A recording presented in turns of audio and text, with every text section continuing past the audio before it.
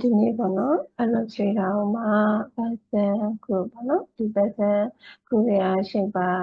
2 person 2 smooth 2နဲ့ bus eraser 2 join 2ပေါ့နော်ဒီ 2 တွေကိုဘယ်လိုသုံးပြရလဲဆိုတော့ဒါလေးကိုရှင်းပြပေးသွားမယ်တော့ illustrator ကိုလေရှေ့မှာဒီ 2 တွေအားလုံးတစ်ဆင့်ချင်းကိုရှင်းပြထားတာပေါ့နော်illustrator ကိုချိန်ပြန်စပြီးတော့လေ့လာခြင်းတဲ့သူတွေဆိုရင်လေဒီ channel ထဲမှာဝင်ပြီးတော့ကြည့်ပြီးတော့လေ့လာလို့ရတယ်နော်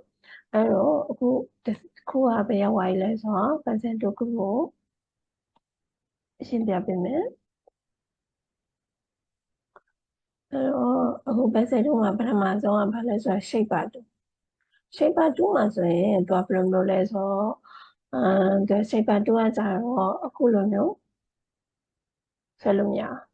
သူကကြတော့အခုစဝိုင်းလေးပုံဆွဲမယ်ဆိုရင် circle ပုံဖြစ်သွားမယ်၄တောင်ဆွဲမယ်ဆိုရင် square ဖြစ်သွားမယ်အဲ့လိုမျိုးပဲဒီလိုအဖြောင်းပုံစံလေးပေါ့နော်ပုံစံတူလေးဆွဲမှာသူကပုံစံကိုဆွဲလိုက်တဲ့ပုံစံလေးက shape ပုံစံလေးနဲ့တစ်ခုနဲ့တူနေမှာအဲ့ပုံစံလေးကိုဖြစ်သွားမှာပေါ့နော်ဥမာခုလိုမျိုး line အတော့နေဆွဲမယ်ဆိုရင်သူကじゃဘာပုံလဲမသိရတဲ့အတွက်သူမို့ပုံပေးမပေးဘူးပေါ့နော်ပုံချမပေးဘူးဒါကြောင့် shaper 2ဆိုတဲ့သဘောတရားကကိုကပထမဆုံးစဝိုင်းလေးဆွဲလိုက်မယ်အဲ့တော့ circle ပုံလေးဖြစ်သွားမယ်ဒီမှာလေးတောင်းပုံလေးဆွဲလိုက်မယ် line လေးနဲ့ပေါ့နော် line ပုံစံလေးနဲ့လေးတောင်းလေးဆွဲလိုက်ရင်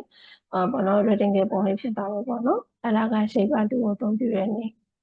အဲ့တော့ဒုတိယ shaper 2ပြီးသွားပြီဆိုရင်ဒုတိယကပါလဲဆိုတော့ person 2မှာဆိုရင်အခု person 2ကကြတော့ဒီလိုမျိုးဆွဲချင်တဲ့ပုံစံမျိုးလေးဆွဲလို့ရတယ်ဒါမျိုးလေးပေါ့နော်ဒါကြောင့် person 2အဲ့ person 2ဆွဲထားတဲ့ပုံလေးကိုမှအခုဒီမှာsmooth 2ပေါ့နော် smooth 2ကကြတော့ဒီတုံးလေးဒီလက်ရှိဒီမှာ smooth မဖြစ်တဲ့ဟာလေးကိုဒါ smooth လုပ်ပေးတယ်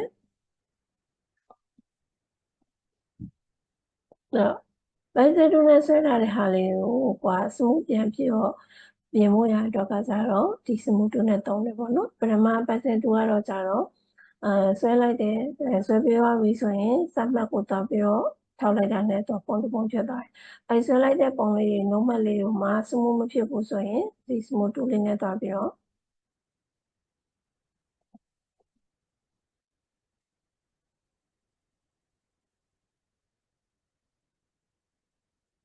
နမပုံလေးပေါ့နော်အဲ့တော့ဒါက person 2နောက်တစ်ခုဒီမှာကြတော့ part 2နော်ပတ်တူရဲ့သဘောတရားကဘယ်လိုမျိုးလဲဆိုရင်ပတ်တူမှာဆိုရင်အခုဒီပုံလေးပြန်သွားမယ်ပတ်တူဆိုတာကကြတော့ဖြတ်တာဒီလက်ရှိ normal လေးတွေကိုသူကဖြတ်လိုက်တဲ့သဘောပဲအခုဒီမှာပတ်တူဖိဆွဲလိုက်မယ်ပြတ်သွားပြီနောက်တစ်ခါဒီမှာနောက်တစ်ခုအဲ့လိုပဲကိုဖြတ်ချင်တဲ့ normal လေးကိုသွားပြီးဖိဆွဲပြီးဖြစ်အဲ့တော့အခုဆိုရင် selection 2ပြန်ယူမယ်ပြန်ယူပြီးတော့ဒီမှာဆိုရင်အပိုင်းလေးပြတ်သွားတယ်အဲ့ဒါကကြတော့ဘာလဲဆိုတော့ကြတော့ပတ်တူနဲ့ဖြစ်လိုက်တာပတ်တူပြတ်ပြီးသွားပြီဆို join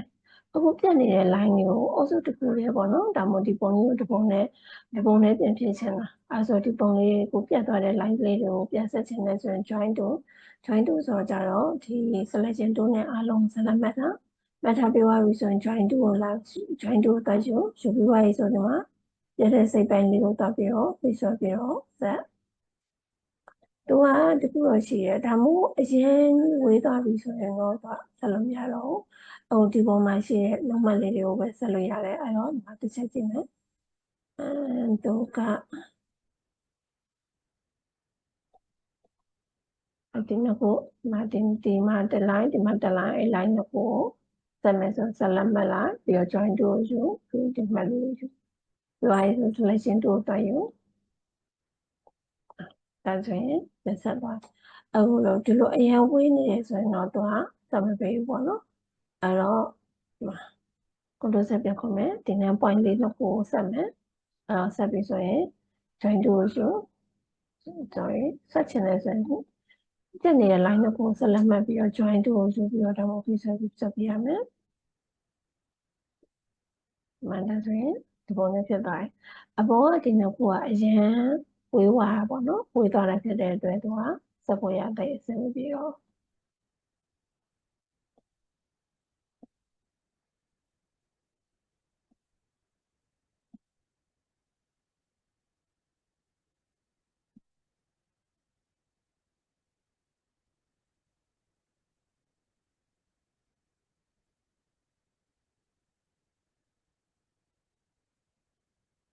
ဒါမှမဟုတ်ပြန်ပြီးတော့ပုံစံပြန်ပြီးတော့ရွှေ့ပြီးတော့ပြန်ဆက်မယ်ဆိုရင်တော့သူကဆက်ပြီးသွားတယ်အဲ့ဒါကဘာလဲဆိုကြတော့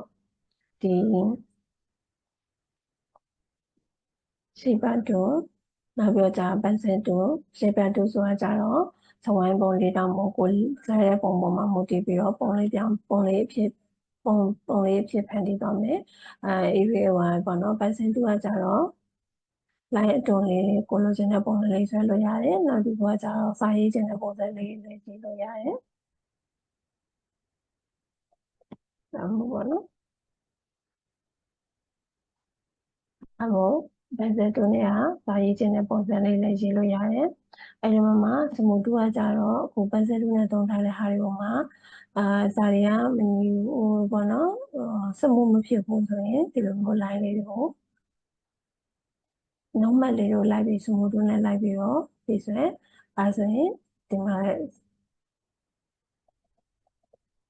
စမူဖြစ်သွားမှာပေါ့နော်အဲ့ဒါတော့စမူတူနဲ့ပတ်သက်တော့နောက်တစ်ခုပတ်တူကကြတော့လက်ရှိစိတ်ပိုင်းကိုဖြတ်တဲ့တူပေါ့နော်ဖြတ်ထားတဲ့ဟာကိုမှပြန်ဆက်ချင်တယ်ဆိုရင် join တူနဲ့ပြန်ပြီးတော့ဒါမှပြန်ဆက်ပြီးပေါ့နော်အဲ့ဒါကတော့ဘာလဲဆိုရင်basic တူအုပ်စုထဲမှာရှိတဲ့အရင် illustrator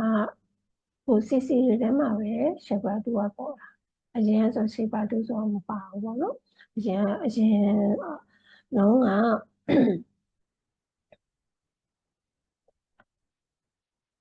illustrator မှာဆိုရင်ဥပမာပြောရမယ်ဆိုရင်တော့ CSS ပေါ့နော် CSS illustrator ထဲမှာဆိုရင် shaper တူဆိုမပေါ်ဘူး CC အုပ်စုထဲမှာဒီ shaper တူဆိုတာပါလာတာပေါ့နော်အရင် CSS ထဲမှာဆိုရင်ဘာရနေစလဲဆို pencil တူ smooth တူနဲ့ပေါ့နော်နောက်ပြီးပတ်တူပေါ့ join တူအဲ့ဒါပဲပါတာပေါ့နော်အခုဒီနောက်ပိုင်း CC အုပ်စုတွေကကြတော့ဒီ shaper တူတွေထပ်တူလာတယ်ပေါ့အဲ့တော့ဒါကပထမဒီအဆင့် budget group ထဲမှာဘယ်လိုအသုံးပြုရလဲဆိုတာအခြေခံရှင်းပြထား